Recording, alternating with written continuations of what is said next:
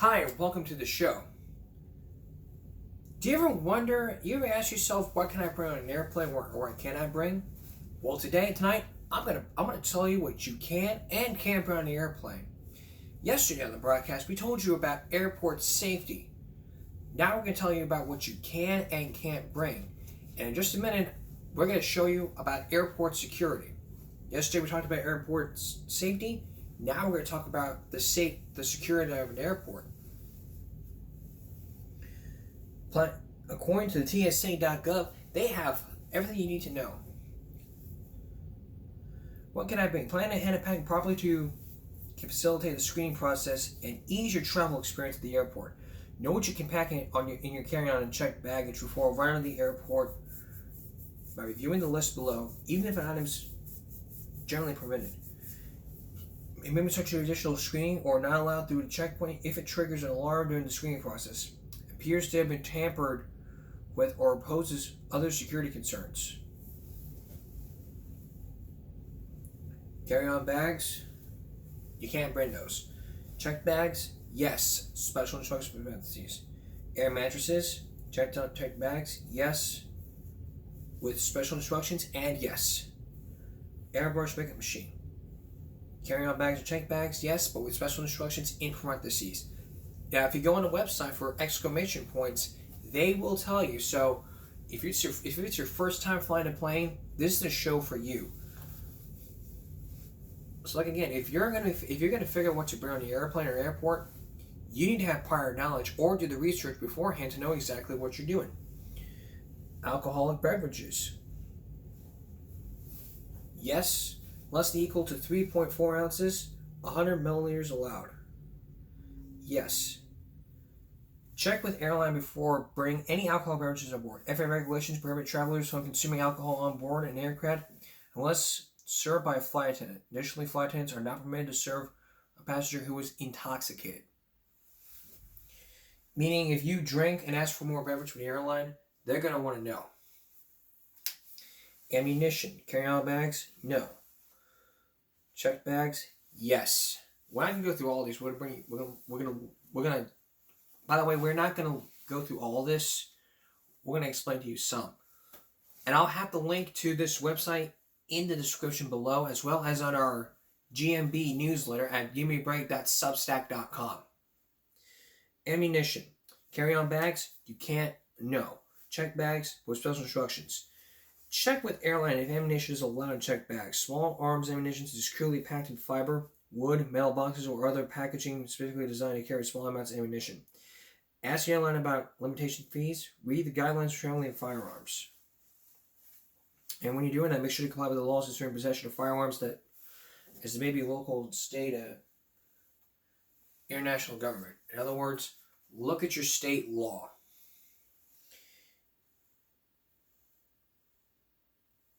Axes and matches, checked bags, yes. Artificial skeleton bones, yes.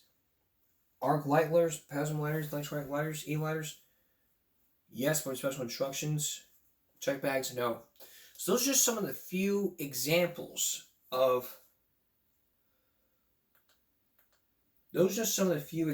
there about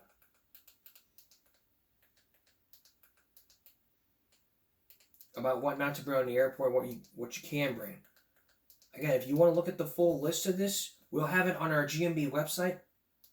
Again, at givemebreak.substack.com, which I'm going to post a full list of what you can and can't bring with some hints and tips what you can do.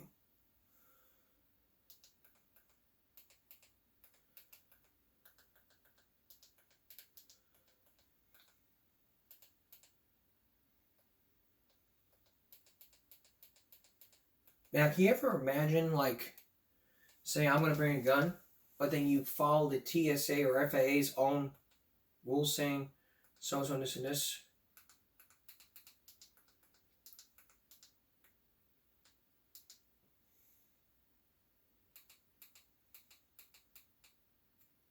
What if you realized that if you live in New York, what if you realized that if you bring a gun, which is one on the list, if you decide to bring a gun,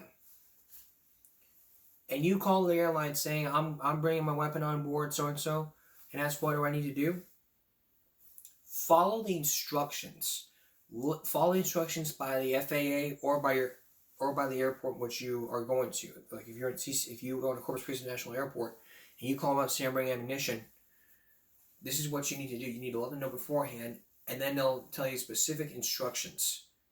But what if you realized? I mean, this is what you're gonna do. What I'm gonna do is look it up with tips.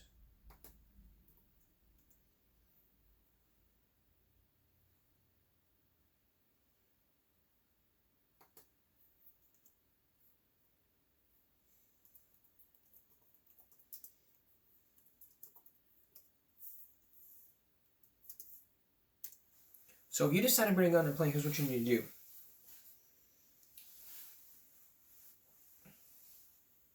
I mean, if you're gonna take a guitar, let's take an example of a guitar. Bring a guitar as a standard carry-on luggage if it fits in an overhead bin.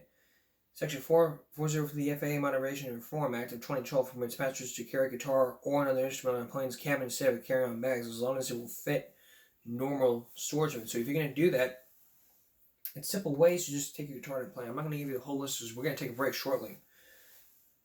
You can call an airline customer service, verify the exact overhead and the size of your flight. Try to carry your guitars discreetly by holding it down your side. And keep in mind, if you got your guitar on board, there won't be any room for it. You might still have to give it to the flight attendant to send it below. And ask the flight attendant if you can store your guitar in a closet. If you ask those questions, your guitar will be safe in your case. Come out next. What if you realized, if you decide to bring a gun in the airport and carry a gun with you on a flight, and you decide you want to bring it with you on a flight, what would you do? Not in New York City, you could probably get arrested. We'll have that for you come up next. Then still ahead, do you ever wonder how poorly supervised airports supervise terrorism? Chris Hansen is going to explain. Stay with us. Do you have a gun license? Are you planning on bringing your gun to New York, John Stossel's hometown? Well, watch out. If you do so, watch out. What if we told you that if you bring a gun to the airport and they find out about it, you could spend 1 day in jail? Now, doesn't that seem harsh when you follow the TSA guidelines? Before you pack a gun, you need to take a look at this. Here's John Stossel. Have a gun license? Plan to bring your gun to my hometown next time you fly in? Pack all unloaded firearm and firearm parts in a locked, hard-sided container. If you call the TSA, they will tell you, put the gun in a locked container and notify the airline during the ticket counter check-in process. But even if you do this properly, New York authorities will still wreck your life. I declared my gun, because I always do. I fly in and out all over the U.S. with it. Patricia Jordan carries her gun for protection. She correctly followed all the TSA procedures when she flew from her home in Georgia to New York City. It's in a TSA case, everything's separate, it's locked. She was traveling with 3 teenage girls and wanted her gun in her hotel room. I know that if something happens, then I can protect myself. And I was glad that she brought it just in case something did happen. On their way home, Patricia did everything correctly again. The airline counter, she again told the agent she wanted to check her gun. But this time she was told, wait. The next thing I know, they're getting ready to arrest me. For what exactly? For having a gun. I thought I was going to pass out. I really did. I have my permit. I'm doing everything I'm supposed to right. Of course, I started freaking out. She sat there and begged the lady, please don't arrest my mom, please don't arrest my mom. She's like crying, begging her not to take me. The police put Patricia in jail and told her, you've committed a felony. The minimum was 3.5 to 7 years mandatory prison for this. Another visitor, Avi Wolf, was jailed just for having a gun part, an empty magazine. There were no bullets. It's just something like this. It was exactly like that. Instead of a plastic exterior, mine had a little bit of a different make to it, but it was exactly that. Somebody could have done more damage to an individual with a fork from McDonald's than with that. Wolf, too, checked with the TSA beforehand. They told him, just declare it to TSA agents at security. I'm telling them that. Just notification, I have a magazine here. It's empty. There's no bullets. There's no gunpowder. I called TSA before doing it, and this is what they told me to do, was to declare it. The next thing I know, they pulled me over to the side, and they're all like, do you know what you have in your bag? And I'm like, I know what I have in my bag. I told you what I have in my bag. Fast forward about an hour, it was a four Port Authority police officers were there. The chief of LaGuardia Airport is there. Like, I mean, they thought they found somebody trying to do 9/11 repeat. For this?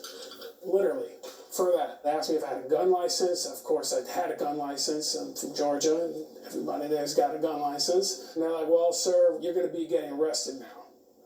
I'm like, oh, no. The other prisoners couldn't believe why Avi was in jail. One guy beat up his wife. This other guy is busted with a whole bunch of drugs. It's just like, so what did you do? Why are you here? It's like, I got caught at security with an empty magazine. What'd they say? Just laughed at it. It's a joke. But it was no joke. Avi and Patricia were released after a day in jail, but they still faced that felony charge. I could barely function. I had to get on like anxiety medicine. I was throwing up every day. Months later, New York allowed each to plead guilty to a lesser charge, public disorder. But it cost each $15,000 in legal fees. Why does New York City do this to people? They need to spend a day in jail? We get them through the system as quick as we can. District Attorney Jack Ryan handles New York Airport gun charges. We're not going to apologize for enforcing our gun laws. We do enforce them fairly and humanely and as compassionately as we can. Is it a fair system when it costs them $15,000, $17,000 and they spend a day in jail? It's as fair as we can make it under all of those circumstances. Even in Avi's case? It's an empty piece of plastic. Whether the magazine is made out of plastic, Kevlar, or metal, I think is immaterial. It's a question of how many bullets it holds. That's why New York has banned them. Isn't what's material is whether it held any bullets? It didn't. It was empty. You can discuss that with the legislature. They didn't make it a crime only if there's bullets in it. They made it a crime. Patricia had carefully separated her gun from her bullets. The officer could not even find my bullets in my suitcase. I had to stop and go show her where they were. But yet they said that this was considered a loaded weapon in New York. Under New York law, if they're together, they're loaded. And so we have prosecuted a number of those They're cases. loaded even if they're not loaded? If the weapon and the ammunition are together, they're loaded. Most every week, New York jails someone who innocently travels with a gun, legally licensed in their state. These are people who try to do everything right. They go on the TSA website. They follow the regulations to fly with their gun. They go on the airline website and they follow the regulations to properly fly with their gun. And then New York jails them. You're a sadistic bully locking these people up. These aren't threats. We know they're not threats after we check them out. We do not know who they are when we first talk to them. Give me a break. Prosecutors have discretion. They could be reasonable with these poor people who had no idea that they violated New York's strange laws. But New York politicians don't want you to have a gun, so they will put you in jail to send everyone a message. Okay, common sense alert. Common sense alert.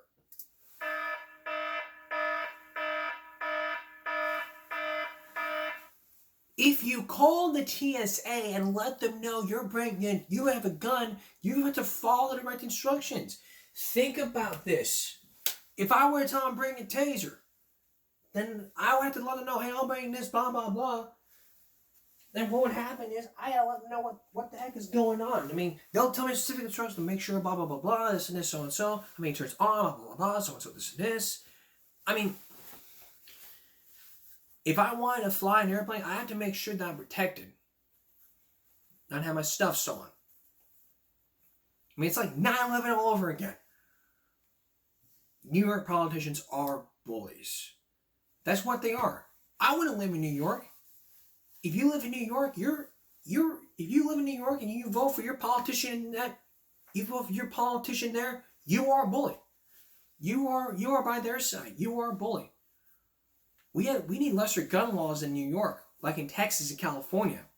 But what's the big difference? That's another show. Okay, coming up next, this person with a hidden camera is going to places where you don't want to expect. In an airplane, at an airport. Chris Hansen will explain. Stay with us. Welcome back to Airport 101. Maybe a joke to you. Tonight, we're talking about airport security, what you need to know when you're flying a plane.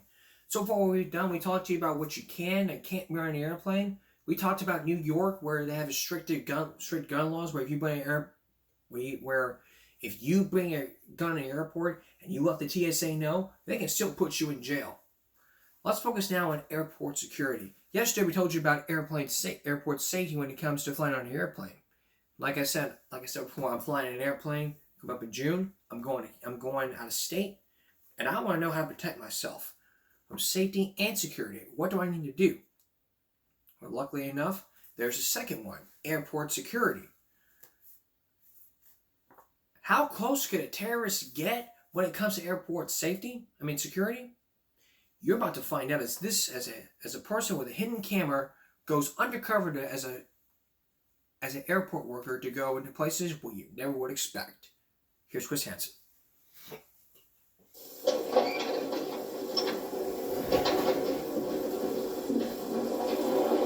at all this. You're looking at the cockpit of a jet airliner at New Jersey's Newark International Airport. And the man taking these pictures with a hidden camera has no business being here. He's an intruder, yet he was able to roam freely through airplanes, along tarmacs, and through baggage and cargo areas. This at a time when you'd think security would be at an all-time high, and when any lapse could lead to disaster. Brian Jenkins is an internationally recognized expert on terrorism. I believe that the terrorist threat to the United States now is real, and it is high. Jenkins is a member of the Vice President's Commission on Aviation Security and Safety. Formed in the aftermath of the TWA Flight 800 disaster, the Commission investigated virtually every aspect of airline safety. One of its key findings, the need for better screening and more extensive background checks for airport employees. Where security begins to break down is with the insider who will provide information to the adversaries, who will be a confederate of the adversaries, or in fact, maybe the adversary himself or herself. The biggest threat comes from the insider. That's always the case. Would it be possible for a terrorist to become an insider? To get a job as an airport employee and infiltrate the ranks of those who service and protect U.S. airliners? During a 3-month investigation, Dateline decided to test the system by sending 2 producers undercover to apply for airport jobs. How easily could they get hired? And could they gain access to secure areas? You may be concerned, as we were, that by doing this, we might be providing a how-to manual for terrorists. But the Federal Aviation Administration's own airport security video makes it clear that terrorists already know where the weaknesses are. Terrorist groups are organized. They can get their agents hired by a service that gets them proper IDs and access to the aircraft. Our producers applied for jobs at 2 of the world's biggest airports, Newark in New Jersey and Hartsfield in Atlanta. We made up fictitious work histories, and we set up phone lines and answering machines to see if anyone would check our producers' references. With only one exception, no one bothered. At Newark Airport in New Jersey, our Dateline producer was hired on the spot, no references checked, by Ogden Aviation, one of the largest airport service companies in the country, providing security, baggage handling, and food services at almost every airport in the United States. Jobs that give its employees access to the most sensitive areas of airports. When could you start? We need you to start as soon as possible. Tomorrow? But wait a minute. The FAA regulations are very clear. Before a company can hire someone to work in a secure area of an airport, the company must review 10 years of the candidate's employment history. It must also verify in writing or by phone the last 5 years. But when Dateline applied for work, that didn't happen at all. No attempts were made to check our producers' references. I walk in and 5 minutes later I have a job. This is great. He was issued this company ID, which in an airport can be a passport to places you would never imagine. Although he was specifically hired to drive this electric car, within 2 days he was asked to work at the security checkpoint, hand-checking bags. I'm going to check this, okay, sir? He was supposed to be trained, but instead was left in the dark. He even warned other airport workers that he didn't know what he was doing. I haven't even been trained. This airline supervisor didn't seem surprised. Had me already opening bags and going through it all. This supervisor offered obvious advice. I haven't been trained on what the heck to look for. Well, anything in this situation would put in there, I would assume you know maybe a pistol. A pistol, weapon, okay. And when he told this Port Authority policeman, the officer joked with us that our producer may be up to no good. Yeah, right already very cheap for anything in there. That's right. Can you take your coat and follow me? I'm going to do a hand inspection. And he went to his own supervisor with his concerns. Instead of getting him the proper training, she told him to keep his mouth shut. In many other countries, airport security workers are highly paid professionals. Many actually work for the government. You might be surprised to know that most of the people working at security checkpoints here in the U.S. are minimum wage workers with no previous security experience, and the turnover rate is enormous. The pressure is to get another human being into that post. Not to wait for a background check, not to wait for any type of criminal check, not to have to go through any type of training process, but basically to get another warm body in that particular post. When we went to Atlanta Hartsfield Airport, it was the same story. Our producer was hired this time as a baggage handler with no references checked. You're going to work this back room today, okay? All right. And who is he employed by? Turns out his first offer came from Ogden, the very same company who employed him in New Jersey just 1 week before. Another Dateline producer was hired in Atlanta by a food catering company, Dobbs International. The company went beyond FAA regulations and called to check one of her references. Within a week, she was being trained on the job. I just put the water in there. Where did these go? But there was something else that happened here in Atlanta once we were hired by Dobbs that alarmed us. Our producers, like all Atlanta airport workers, must take a security test. One producer asked the Dobbs supervisor of new trainees if the test was important. Is that serious? Airport security? Yeah, that's serious. Serious enough that applicants can't start their jobs until they pass the test. We found that wasn't a problem, though. This supervisor admits that she routinely helps trainees cheat by giving out the answers before the test. I've been up there in front of the manager of security 3 times too many because I be helping them with the test. When you get people that say something about it, people that I give the answer to. What you going to do now is go upstairs. And a supervisor at Ogden, the other company that hired us, told our producer he too could get help with the test if he needed it. You got any problems with it? You don't know an answer. Ask the instructor. They'll tell you the answer. They'll tell us the answer just like that? It's easy. What do the authorities think about this? Angela Gittens is the head of aviation for Atlanta Hartsfield Airport. One of our employees was given the answers in advance to the test that those employees are required to take. Is that appropriate procedure in your view? No, absolutely not. But why would I try to justify something that doesn't make sense? Dobbs, the company whose supervisor encouraged cheating on the test, declined to be interviewed. One person who helps workers cheat on a security test could be an isolated incident. But if you think just one person couldn't be a threat, think again. The best technology in the world cannot defeat bad people if those bad people are part of the system. And we saw that firsthand as part of the system. Remember our employee in Newark, hired without training or reference checks, working security? He was assigned to search carry-on bags.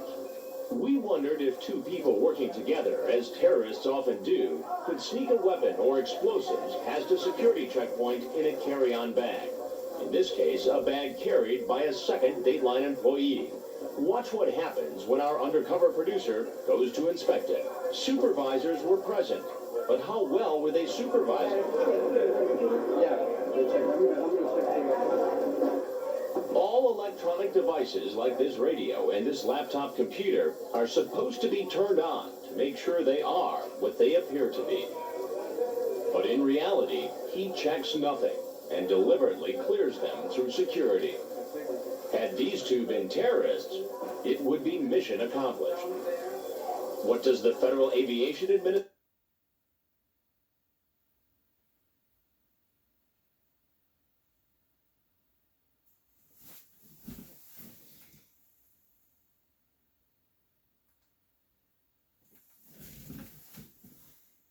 Guys, hang on a second. We have some technical difficulties here, but we'll get the problem situated. So we're going to take a short break, come back, and we'll get this fixed. So stay with me, will you?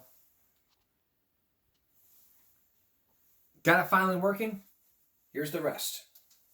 What does the Federal Aviation Administration think about our producer working at airport security with no reference check or training? It's outrageous. It's intolerable. Cathal Flynn is Associate Administrator of Security at the FAA. We'll take strong action against people who are negligent in giving access to the secure area of an airport to people who have not been properly screened and properly trained for that.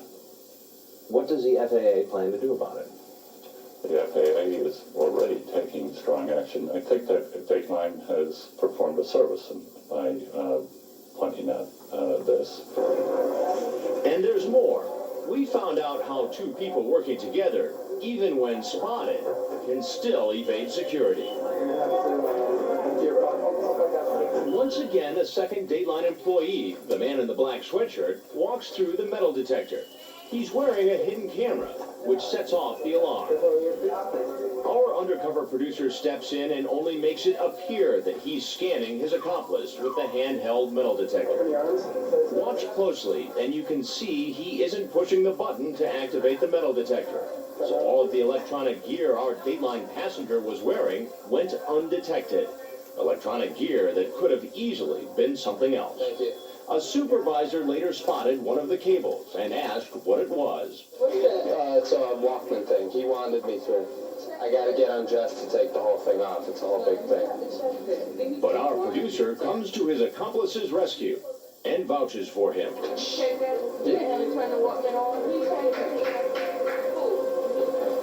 You have demonstrated that by infiltrating a person as a member of the security force, you were able to subvert the entire security system. The technology that was there, the metal detector, all of that, was useless, completely useless. While this may surprise you, it doesn't surprise criminals. There are dozens of documented cases where airport employees have smuggled drugs and guns using inside knowledge. But what if it was a bomb smuggled past security instead? Is there easy access to aircraft where it might be left behind? There are actual cases where terrorist bombs were planted in the cockpit of the aircraft.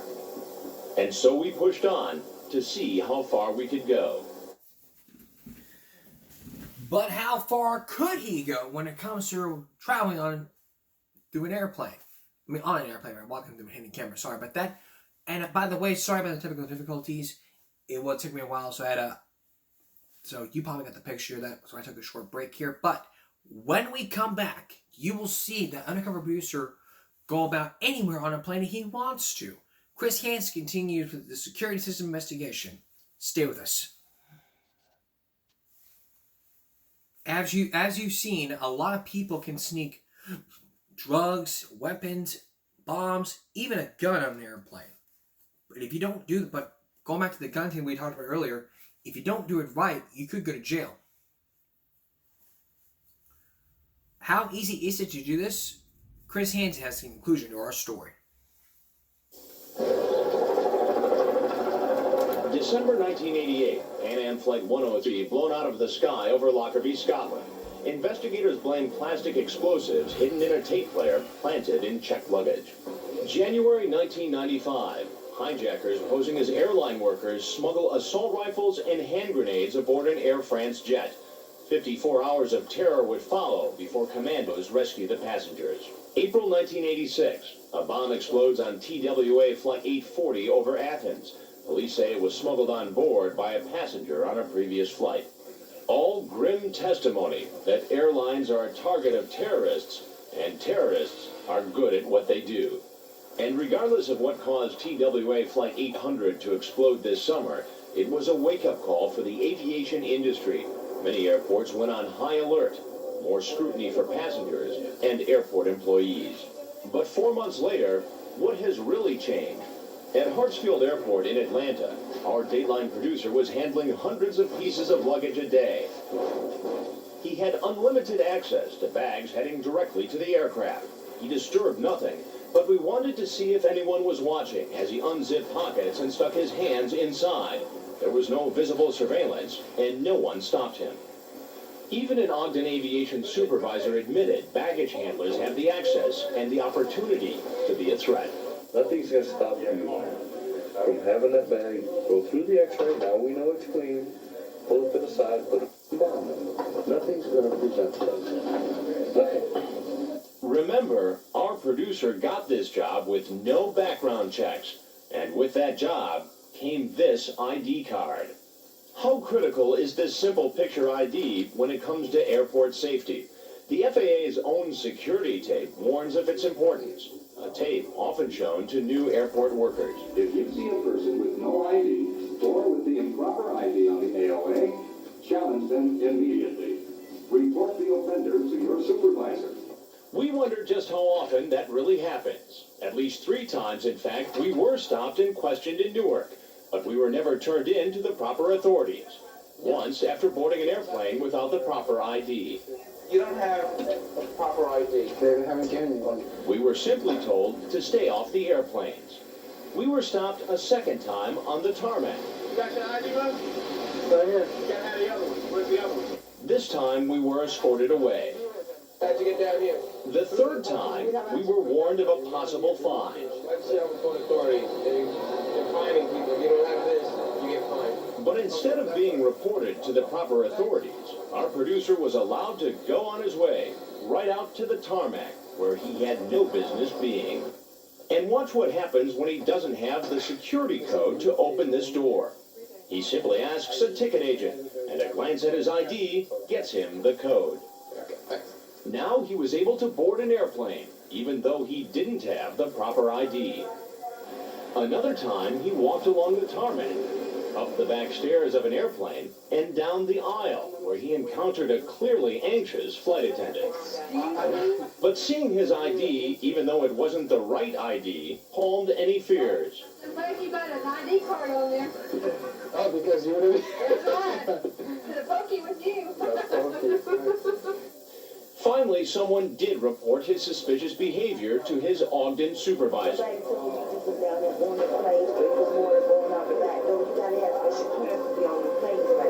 See, I didn't know that. No one's told me what I can or can't do, really. But she didn't report him to airport authorities. She simply told him not to do it again. She apparently didn't want anyone else to know about the incident. They called me. They called and told me, so hope we don't go no further. But more often than not, our producer had unlimited access to places he should never have been allowed to go. Terrorism and security expert Brian Jenkins. Unauthorized individual with a little bit of thought, a little bit of nerve, can get inside an airplane. An airplane that a few minutes or a few hours from that moment is going to be filled with perhaps several hundred passengers. And that's exactly what our producer is able to do. We're not going to show you every detail, but watch how he wanders freely throughout Newark Airport for 10 days. As an insider, he now has access to several airplanes. Watch as he passes some 10 other airport employees without once being questioned. He even offers to lend a hand to this food service worker. He walks casually past unsuspecting flight crews, in and out of cockpits. He now has access to the hiding places a terrorist could use to conceal a bomb or a weapon. Alone in this airplane lavatory, it's obvious how simple it would be for him to leave something behind. He opens overhead compartments and kitchen drawers where he might also plant some sort of device. Perhaps the same device he helped smuggle through security earlier. Remember, our device was harmless, but it could have easily been a weapon or an explosive. Back in Atlanta, we had the proper ID, but remember, it was an ID issued without a background check. Our producer had unlimited access to airplanes like this Varig Airlines jet. As a baggage handler, what was he doing away from his assigned post and in the cabin of an airplane? He again showed how easy it would be to hide what might be a bomb under a seat, in the lavatory, even in the cockpit.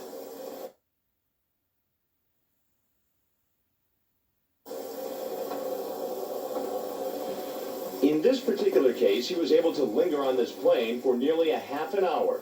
No one questioned, no one even noticed. He had so much time, he actually left the airplane to get another video camera.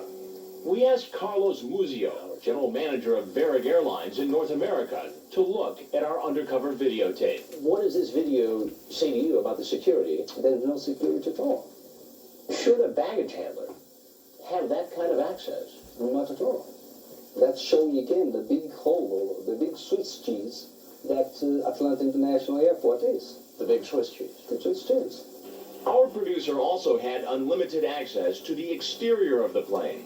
He was careful not to interfere with the aircraft, but watch him take his beeper, a small plastic device with a battery, and put it near the landing gear well.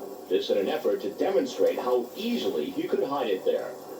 Apparently, there was no surveillance system in place to monitor this very suspicious activity, because they surely would have stopped him from doing this. What does Ogden have to say about hiring our producer without a background check, and his ability to wander through secure areas for 2 weeks at 2 different airports? After we started asking questions, Ogden turned itself in to the Atlanta Aviation Department. Ogden officials refused an on-camera interview, but said in a letter, in situations where Ogden becomes aware of potential non-compliance, management is quick to investigate and remedy the situation. In all instances, Ogden alerts the appropriate authorities.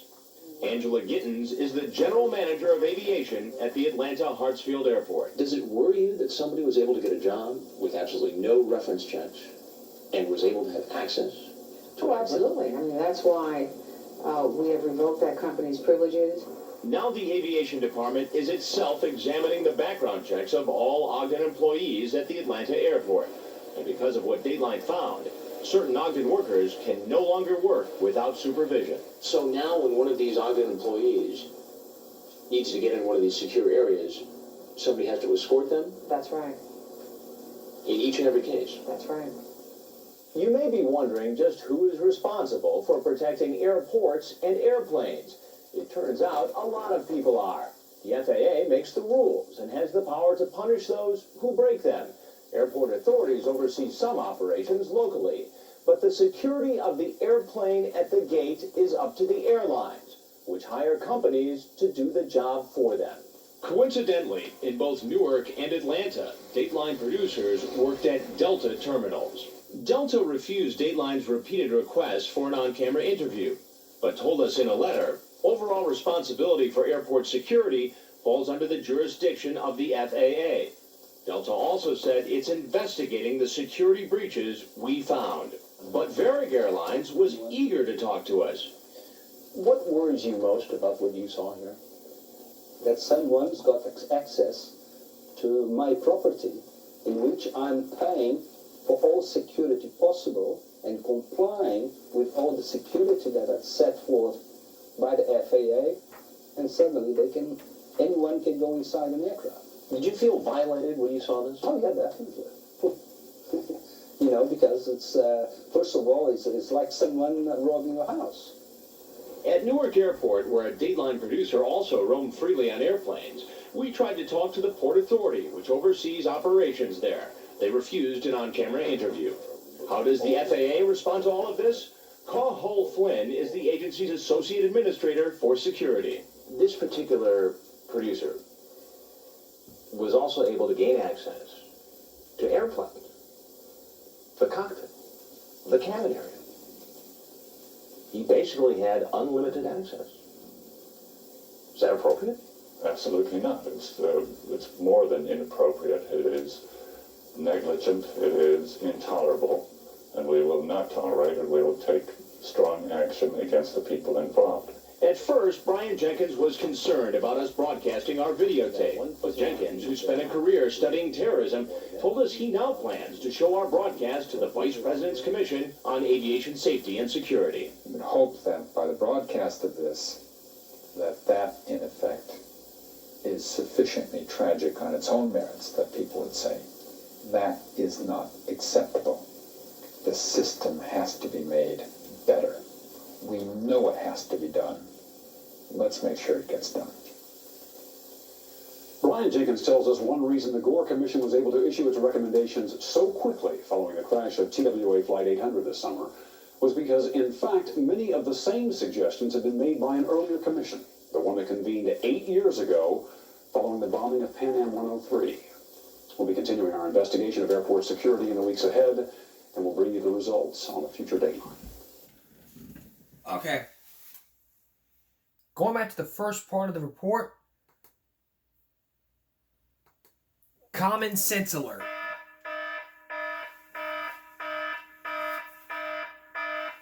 Are you freaking insane giving out the answers? Your ass should be fired for giving out the freaking answers. If you don't know what to do, you have stumbled to the question, come back. Just talk to the supervisor, talk to the employee, and they will give you the answers. It's not as simple as this. If you get stuck in a question, if there's time left, you go back to it. Family Feud. I'm going to ask you 5 questions, 20 seconds. Try to give me the most popular answer. If you can't think of something, just say pass. We have time. We'll get back to it. That's the whole thing. But no, they want to cheat. And I'm glad that years ago this was put out and something is being done. Now, once you go through, now metal detector, once you go through, if you have a metal object in you, and it goes beep, beep, beep, beep, beep, beep, beep, beep, beep, beep, beep, beep, and you're like, I took everything off. But what if you realize probably your child slips in a weapon? Do you remember the movie Are We There Yet? If you don't remember it, I'm not going to show you a clip because YouTube could come after me. But I'm going to describe it to you. Kevin puts sister was like, hope you left Nick's gift in the car, otherwise you'll be in trouble. Cell phones and all. Sneaks in the pocket knife, whatever, in the pocket. He goes to mom, something going, and he goes, sir, and step out your arms. Okay. Zoo, zoo. Zoo, boop, boop, boop, boop, boop, boop. Go, squirrel! Oh, yeah!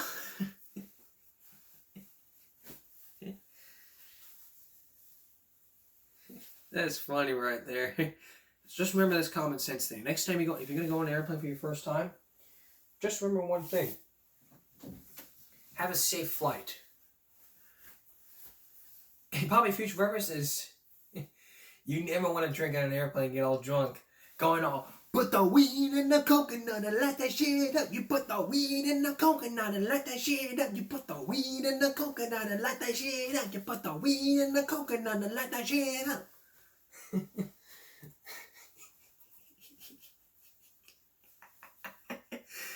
No drugs, no weapons, nothing on an airplane. That's the whole point here. But what if your baggage is being stolen?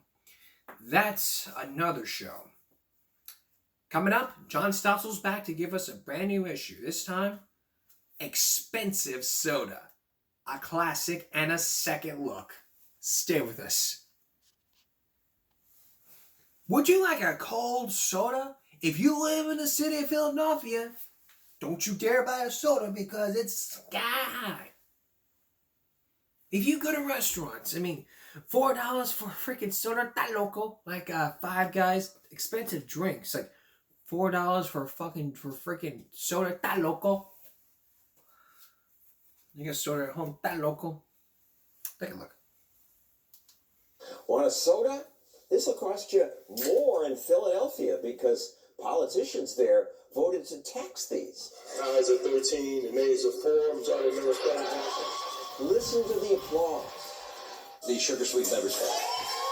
There was more applause when the bill was signed. The politicians said the tax will fund early childhood education. This will be great for this community and help a lot of families. But store owners say It's a bad tax. Melvin Robinson, who runs Bruno's Pizza, says the soda tax is killing his business. What do your customers say?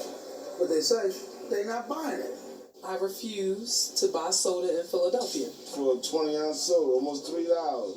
So instead of buying at Bruno's, they cross the street because Bruno's is located right on the outer edge of Philly. So I gotta get a soda or a juice. I go right across the street.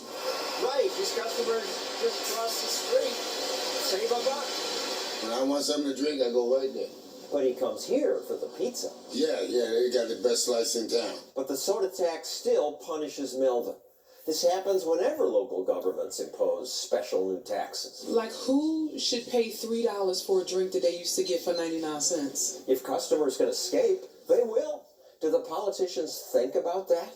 So $1 more for one of these. It definitely is more, but it's for what we feel is a good reason, for a good cause. City Councilman William Greenlee says Philadelphia needs the tax money. Nothing else that we could come up with could raise that kind of funding.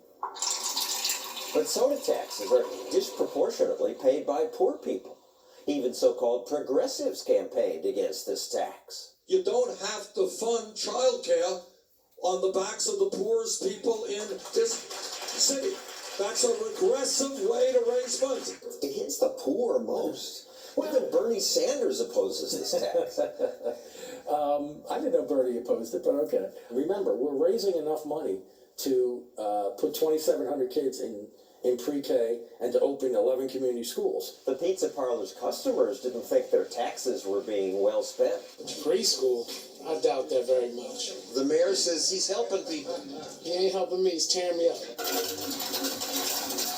Meanwhile, taxes create unintended consequences. Soda sales are way down, but sales of more harmful products are up. Now some people are buying more liquor. Less Coke, more liquor. I don't know about that, because we have a liquor tax too, so. Politicians love taxes on unhealthy things, and so do the media. They applauded when Denmark taxed fatty food. Denmark has decided to implement what they're calling a fat tax. Basically, you go to the supermarket, you buy a food that has above a certain level of fat, they charge you extra. All right, do we feel good about this, Doc? Absolutely. But Danes just crossed the border to shop in other countries. Within a year, Denmark repealed its fat tax.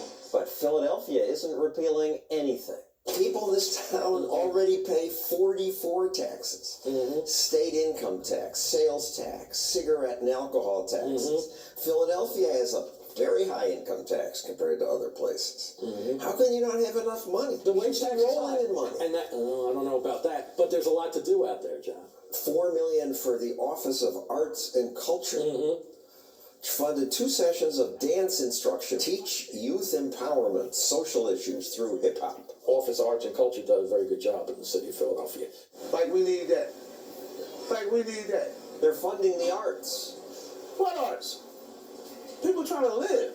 Politician says we gotta raise money. Stop stealing. That would be nice. I don't know that he's stealing, but he pays himself $121,000 a year. Wow. You make $121,000 a year, 3 times what the median income, what your citizens make. Well, I don't think that's terribly unusual for elected officials. Sadly, he's right. Politicians routinely make much more than the people they allegedly serve. A lot of citizens should make more money. Well, they can't make more money when you're taxing them to death. Well, I don't think we're taxing them to death. The politicians always want more. And the restaurants, they just have to pay. Restaurants just pay. That's all they do. Don't go to Philadelphia and get a soda. Go to a state where they have the cheapest soda. Denmark, fat tax. You buy a certain food that has a high amount of fat, they charge you extra. Like, what the hell? Common sense alert.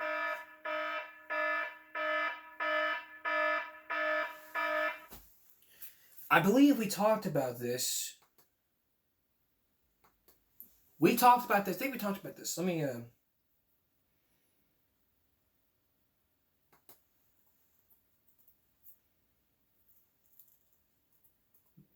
about this.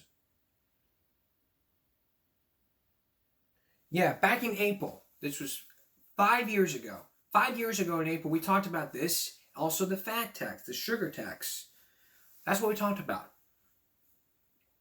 But that's our second look. But going through the common sense perspective of this, you don't need to waste money or make enough tax. I mean, restaurants are having having to pay like $3 for $3 for a soda. I mean, I get this big gulp of soda at Stripes for $1.99, $2. It's not that cheap. I mean, over at Stripes, it costs like over $1. I don't want to pay another $1 more. I don't want to pay 99 cents more. All I want to do is get a 20-ounce bottle of soda over $1. That's it. No $2, no $3 for freaking soda. I mean, fountain drinks are probably... I don't want to go there. I don't want to offend some people. We'll be right back. Stay with us. Do y'all remember Jeff Bliss? If you don't know who he is, he was the guy that ran to the teacher about giving the students a freaking packet. He became famous on the internet for his explosive rant.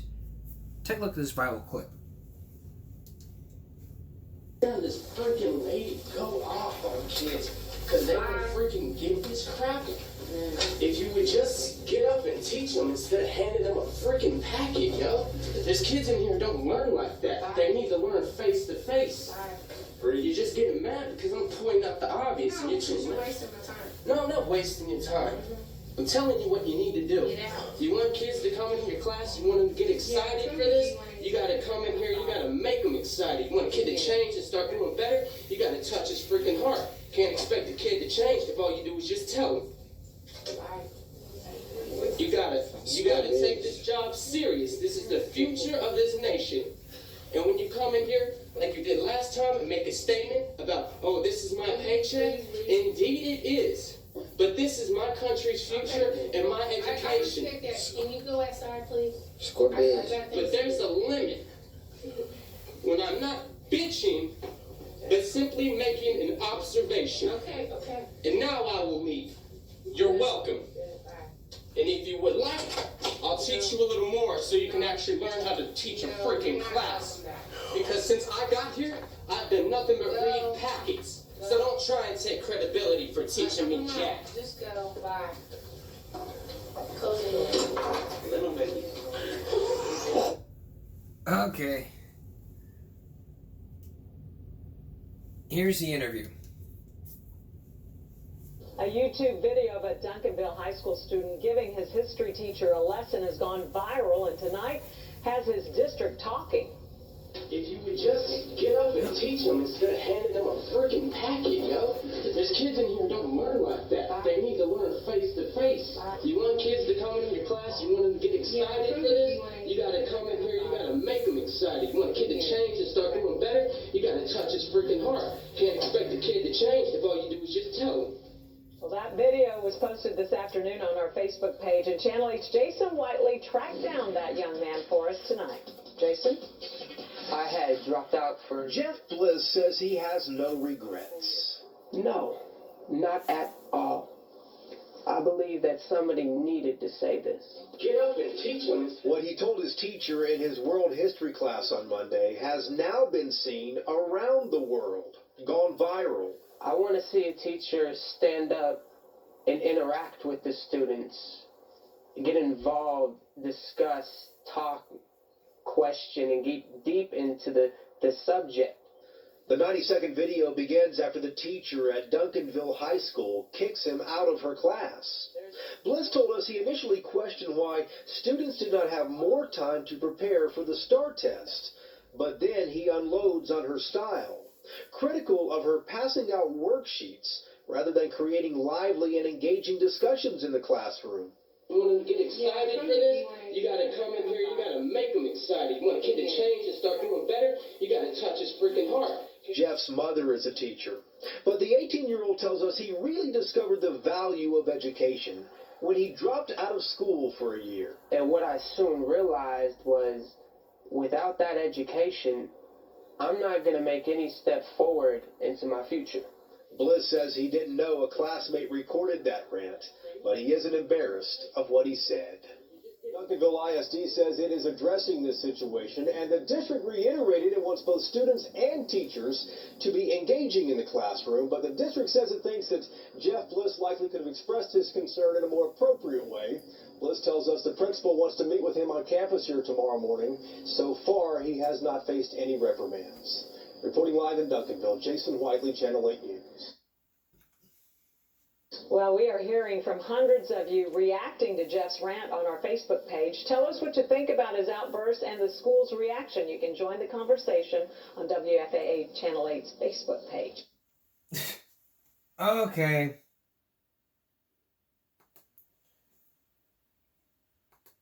Common sense alert.